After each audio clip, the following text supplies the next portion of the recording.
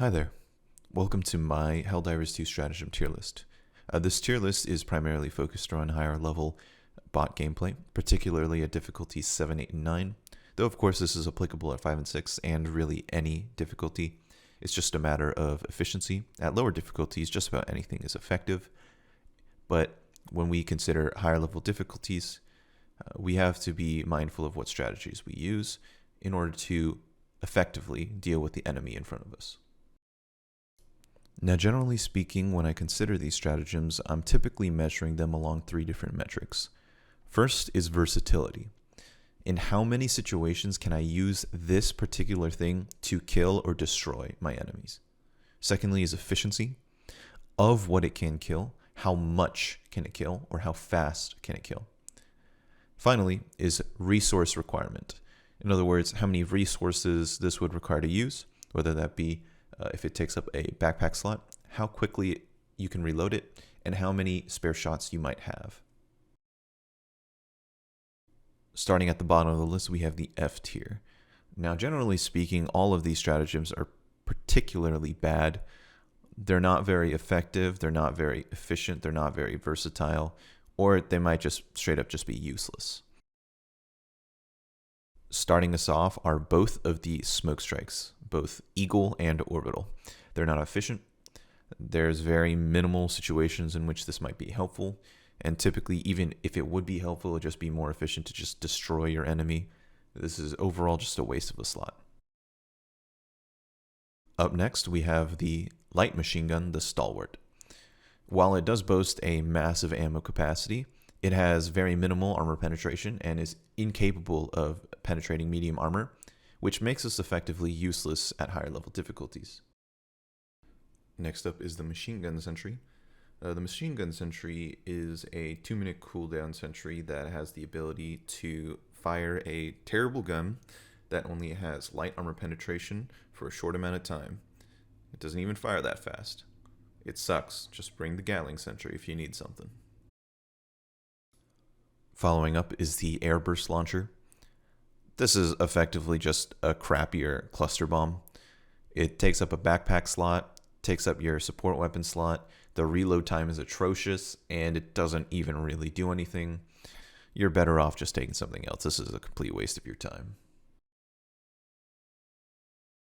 Now we have our 2 rovers, the guard dogs, both the laser variant and your assault rifle variant. Neither of these are particularly effective in bots. Damage isn't nearly meaningful enough to be useful. It takes up a backpack slot, and it doesn't even deal medium armor penetration, making this not very effective at all.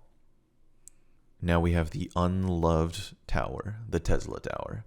It's simply too fragile, has too short of a range, and it's not very effective against even the things that it would want to be typically shocking. So let's say, for example, berserkers or devastators will just walk up to it and just destroy it. Rounding out the F tier are our mines, both anti-infantry and incendiary. Unfortunately, these just aren't that great. They don't deal enough meaningful damage. They don't even control an area particularly well.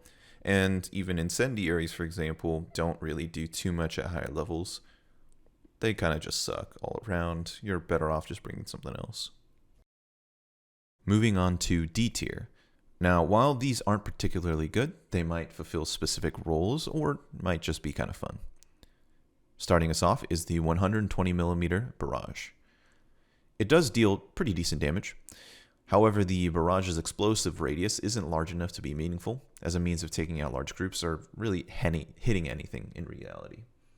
As a result, it's not very effective. The walking barrage. Now, the walking barrage is actually a variant of 380mm in that it fires the same shells, but the shape is different. It deals great damage, provided it lands, but the barrage itself isn't very long, traveling only about 100 meters. The spread, as to be expected, is horrendous, but at least this one is slightly more controllable and somewhat more reliable than the 120mm. And it can also destroy large objective structures a little bit more easily than 120mm. Now, one of my personal favorites that just in reality is not very good is the gas strike. It does deal a good amount of damage against medium and light enemies and is very effective in terms of controlling a specific area. Unfortunately, just by nature of how the stratagem works, it doesn't deal condition damage to heavier weapons and their limbs. So specifically, for example, a Hulk, you can shoot off its limbs. However, this won't do that. For that reason, it's not that great. It's nice because of its incredibly short cooldown of 75 seconds. Otherwise, it's not very efficient. The Gatling Barrage. It deals okay damage. It's a slightly worse version of an airburst strike. And the only reason why you would really bring this is because of its shorter cooldown and its ability to slightly deal some damage to some heavier units. In reality, its spread makes it rather ineffective and not very reliable as a means of controlling large groups. So it doesn't really do any one thing particularly amazing. As such, it is a D tier. Now we have the EMS strike. This particular one is great for very specific objectives. For example, if you were to drop a hell bomb onto a detector tower and just get the hell out of there, you can drop an EMS on top of it in order to protect the hell bomb and ensure that it goes off. There are a couple other cases where you might find the EMS useful, but generally speaking, it's not very. You'd probably just want to bring stun grenades instead. Next, we have the Eagle Strafing Run.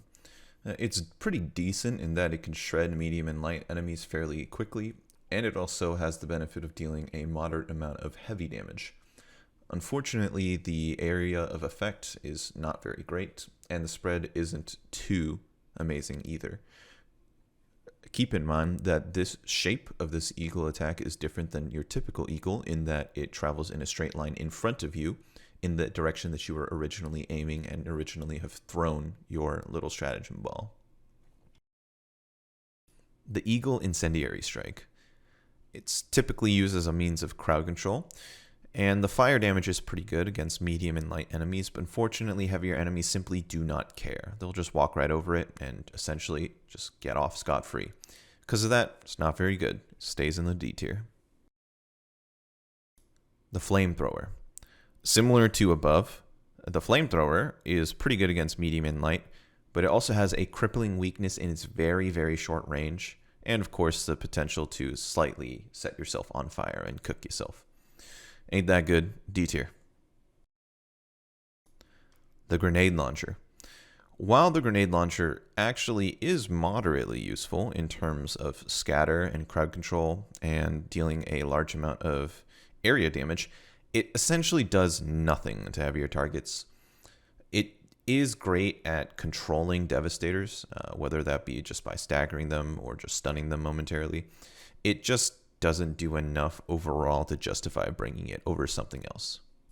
Now, the Arc Thrower has the potential to be amazing.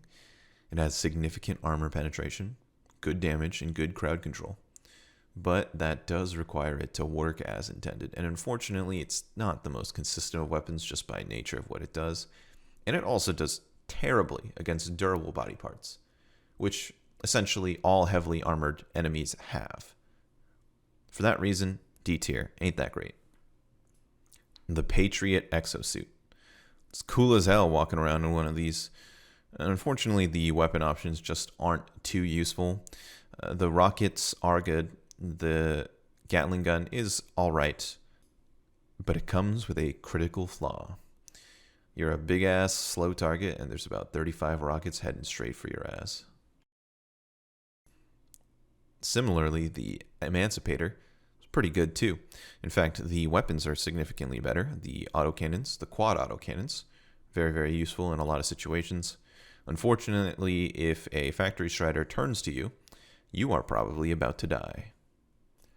The Machine Gun Emplacement. It's one of my personal favorites, cool as hell. And in fact, it's actually kind of useful in defense missions. And unfortunately, you're facing the most critical issue of all, you are forced to stand still. So in a situation where you're being attacked from multiple angles, you are just about dead. Now going on to the C tier. These stratagems have a lot more use cases than in D.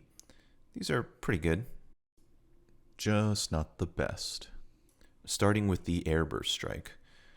Now, this is one of my personal enjoyments. It deals great damage in a small area. It's very good at eliminating groups of medium and lights, and has great spread due to its nature of attacking once every 3 seconds for 9 seconds. So it locks down chokes, shreds groups, and has great stagger. This is one of the premier small area chaff destroying ones that I particularly enjoy. It's good. It's not amazing, but it's good. The 380mm barrage. Now this deals significant damage in a vast area. It is not accurate in the slightest, but very, very good at eliminating objectives, fabricators, and groups of enemies.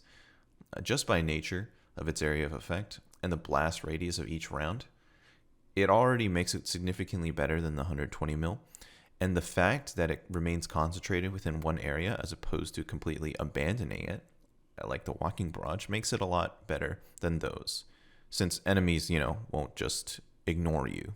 They'll be walking towards you. Moving on to the 110mm rocket pods. Now, these are very effective at dealing with heavy enemies, particularly tanks, and dealing good amounts of damage to factory striders. It does have a slightly weird tendency, I find, to miss, typically when you're aiming at a Hulk or a tank. I'm not exactly sure why that is. It's basically a slightly less powerful 500 kilo, though it has more uses, which generally makes up for its lack of AoE. The heavy machine gun. This weapon has a lot of punch, both for your enemies and for yourself. Nasty amount of recoil that you got to mitigate, either through wearing specific armor types or how you choose to stand, or in this case, prone. It has a pitifully tiny 75 bullet mag and basically requires a supply pack to be viable. It's pretty good against a lot of enemy types because of its slightly higher medium armor penetration, a classification of 4, which makes this really, really lethal to medium enemies. Now the jetpack. This is also in C tier because it provides a substantial amount of mobility, which is very rare and just about unseen thus far in the game. It also enables specific types of play that you just can't get otherwise. It's very useful in getting yourself out of poor positions, but you got to be pretty good with it to pull it off. The ammo pack. Yet again, this provides access to another playstyle, more of a supportive playstyle, where you provide assistance to your allies with very ammo-hungry weapons, or for yourself. So, for example, if you have a team with a spear, a recoilless, or you're carrying a heavy machine gun, this is very, very useful and very, very nice to have. No one's going to say no to someone carrying an ammo pack. The ballistic shield. Similar to the jetpack, it provides access to specific types of playstyles that you can't really do otherwise.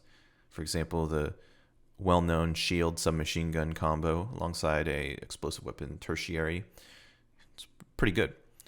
However, its severe lack of explosive production, specifically how the shield itself gets destroyed and becomes unusable, makes this less effective against automatons. It's still pretty useful if you know what you're doing, though. Now the Gatling Sentry.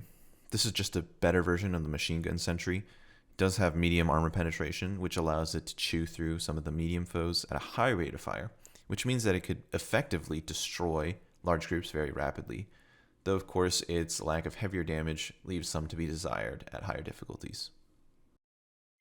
The EMS Mortar.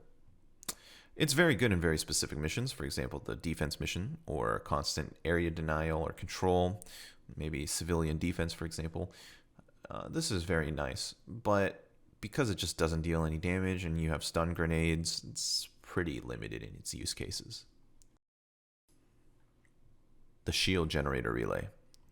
Once again, this is very useful in very specific circumstances. For example, bot kill missions, you can use this to great effect due to its short cooldown and protective nature. You can drop it, let it stay active for 60 seconds, and use that area as a staging ground for all your rest of your sentries and so on. Unfortunately, it's just not very useful outside of this circumstance. Now moving on to the B tier. These are entirely usable, respectable picks with a decent amount of versatility and efficiency, and are pretty resource efficient. Starting off with the 500 kilo. Now, some people might say that I'm putting this a little bit too low, but unfortunately, I find that the 500 kilo just doesn't have a large enough explosive radius for it to be very meaningful. Of course, it is very, very good at destroying super heavies. So, for example, the Strider, Bile Titan, so on and so forth, does a lot of damage.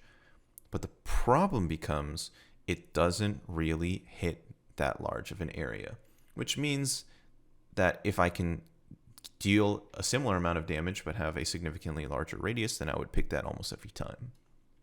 If this had perhaps a 25% buff to its explosive radius, I do believe this would be ridiculously good. The machine gun.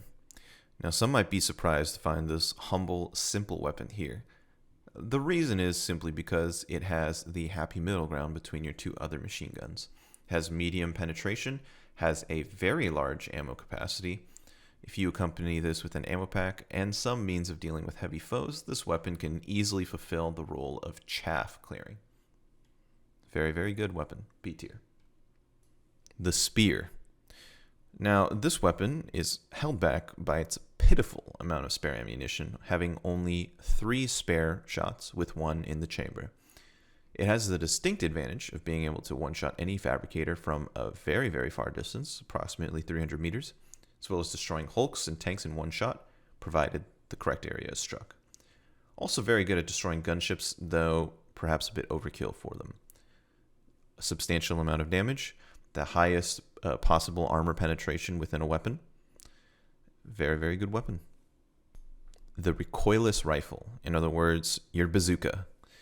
This is essentially a slightly weaker spear, though with the added benefit of having more backup ammunition. It has 5 backup shells. Its reload animation can actually be canceled to clip the time just slightly and allow you to get back into the action a little bit faster.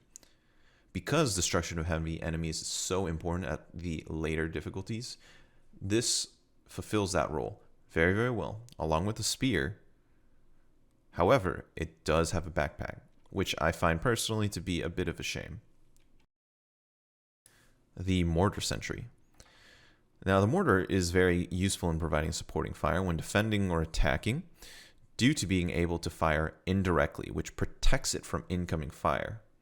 Its angle of attack makes it slightly more effective against hulks because it can actually hit its back. And it also provides a pretty strong stagger effect in the vicinity that it attacks. However, it's held back by its lack of damage against heavier enemies, generally speaking.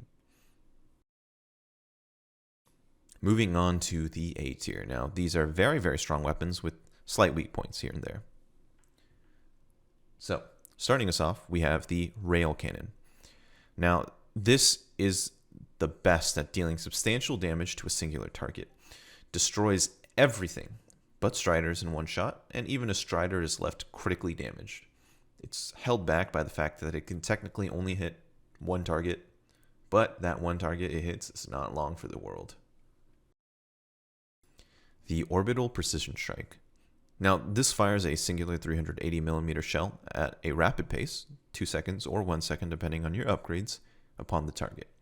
Destroys heavy units, destroys many objectives, but it is limited by its general lack of explosive radius, which you might question, hey, wait a second, but it's 380mm. That is correct, but just by nature of how things are placed, it means that it might not be able to destroy 2 things at once, or can just barely clip them, and not be enough to take out, say, for example, 2 mortars instead of 1 mortar, or 2 anti-air emplacements instead of 1. But it's still very, very good. You take into account its incredibly short cooldown, you're in for a good time. Now, this particular weapon is the one that I am biased towards, and it is my personal favorite. The Railgun. It's extremely effective at killing Devastators, Scout Striders, and Hulks, but it's critically weak at dealing with gunships and factory Striders. Due to its extremely short time to kill, just 1 shot while overcharged, I rate it as one of the most efficient weapons to use, but it must be supported by heavier fire in order to take down gunships, factory Striders, cannon turrets, and tanks. Now, the anti-material sniper is relatively similar to the railgun, but where the railgun boasts impressive time to kill, the sniper is much more versatile. which means that it's capable of dealing damage to just about every foe imaginable, though what it is able to kill, it does so at a slower pace than the railgun. This means that should your aim be good enough, the anti-material rifle is actually all you really need. And, crucially, it requires no backpack, which means that resource-wise, it is very, very efficient. The LAZ-98 laser cannon. Now, this is the sniper in another form.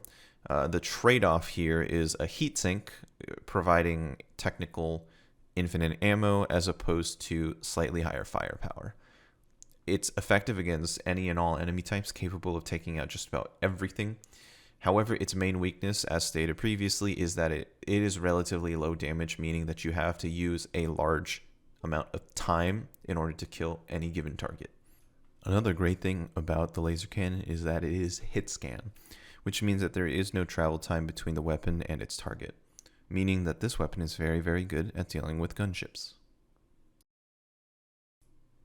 Moving on to the EAT, the Expendable Anti-Tank.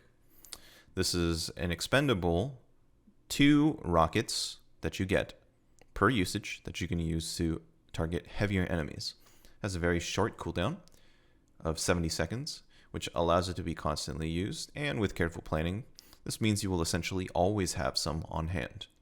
Very, very effective, very, very cheap, very, very good at what they do. A tier. Similar to the EAT, we have the Commando, which is essentially the EAT but better. Instead of 2 individuals, you get 1 4-shot guided missile launcher, and each of these is slightly weaker than the EAT, and it has the benefit of being guided by the cursor. So in other words, they track where you're aiming, which improves accuracy. Generally speaking, across almost every enemy, it performs almost identical in terms of damage output to the EAT. However, dropships require 2 shots to a thruster to destroy, as opposed to the EAT's 1. So mathematically speaking, it's significantly more efficient than an EAT due to them having double the amount of shots, being able to destroy just about the same amount of heavy units, with the slight downside of having a slightly longer cooldown time of 2 minutes. Now moving on to the autocannon sentry. This is, in my opinion, the best sentry. It is essentially a 5th Helldiver for a short amount of time. It provides powerful covering fire with the ability to cripple or destroy just about anything, or stagger your heaviest enemies. With upgrades, this fires for so long. It's incredibly durable. It's very, very efficient at just beating your enemies to a pulp. Very, very good. Soaks up shots for you too. Finally, we have the rocket sentry. Now, where the autocannon sentry is about a middle ground, the rocket sentry sacrifices raw output for raw damage, able to deal significantly more damage to heavy enemies, whereas the autocannon is a bit more all-rounded and fires significantly faster.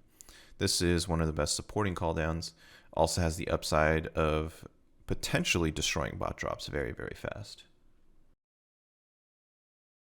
Finally, we have the S tier. Now, if you are keen, you probably already know what's going to be up here. And we're going to start off with, of course, everyone's favorite, the orbital laser. This laser lasts a jaw-dropping 25 seconds. It single-handedly deals the most damage of any stratagem by far. It destroys everything in its path, destroys many difficult side objectives, detector towers, for example, mortar emplacements, and so on. Its only critical weakness is its incredibly long cooldown time and its limit of 3 uses per battle. This means you must choose how to use it carefully and intentionally. Now we have the Eagle Airstrike. This is the perfect sweet spot between raw damage and area of effect. If you get your hanger upgrades, this stratagem will absolutely dominate the battlefield. It can clear multiple bot drops by itself, destroy side objectives, clean out outposts, delete tanks and hulks, and significantly cripple striders. This is by far the best Eagle cooldown in the entire game. Now we come to the autocannon. Now, despite my personal distaste for the weapon, I just don't really find it very fun to use. There is no denying that it is extremely good. Deals respectable damage to just about any enemy, provided you know where to aim. Able to cripple and destroy tanks, hulks, factory striders. Has no real downsides except the fact that it takes up a backpack slot, and it's not very good against large groups, but this is easily covered by other stratagems. This is overall the best pick, and I recommend at least one per team. Now we come to the shield generator backpack. Ultimately, at higher level difficulties, explosive effects and being overwhelmed by crowd control are essentially your biggest worries. This stratagem alleviates a lot of that. Gives you a couple extra seconds to react, make decisions, get out of sticky situations, and it also might just recharge while you're in the middle of just getting pummeled. This gives you the opportunity to get up, escape, stim, turn around, and fight. And it also allows you to ignore certain slow effects. So, for example, the ice plants or the stinky boob plants. This is really, really good. Really, really useful. By far the best backpack, bar none. The only downside is obviously you can't really use this alongside other weapons. And that will round out the tier list. All right. Now, keep in mind that this, of course, is my personal bias, and some things might shift here and there. Regardless, I'd love to hear your thoughts, and if you enjoyed, feel free to subscribe. Thank you for watching.